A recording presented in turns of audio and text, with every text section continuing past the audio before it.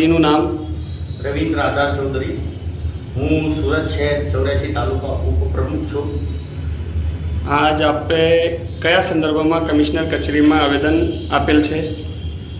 આપણા સુરતની અંદર કમિશનર શ્રી સાહેબે આદેશાનુસાર સિગ્નલ પોઈન્ટ ચાલુ થયેલા છે અને એ સિગ્નલ પોઈન્ટ ઉપરથી સતત ભારે વાહન નો એન્ટ્રીમાં પસાર થાય છે.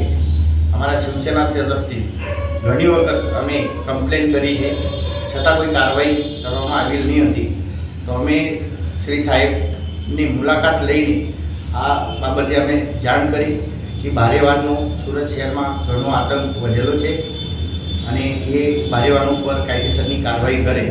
તો સાહેબશ્રીએ અમને આશ્વાસન આપેલ છે જે પણ સિગ્નલ ઉપરથી ભારે વાહન પસાર થશે એના ઉપર કડક કાર્યવાહી કરવામાં આવશે એવું સાહેબે અમને આશ્વાસન આપેલ છે.